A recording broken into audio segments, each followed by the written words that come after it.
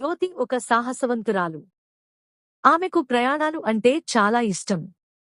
ఒకసారి ఆమె తన బంధువుల వద్దకు వెళ్లేందుకు దయ్యాల దారి ఎంచుకుంది. అది రాత్రి 11 గంటల సమయం. ఆ దారి చుట్టూ పెద్ద పెద్ద చెట్లు, చెరుపు గుట్టలు మాత్రమే ఉన్నాయి. ఆ దారిలోకి అడుగుపెట్టిన కొద్దిసేపటికి చుట్టూ నిశ్శబ్దం పెరిగిపోయింది.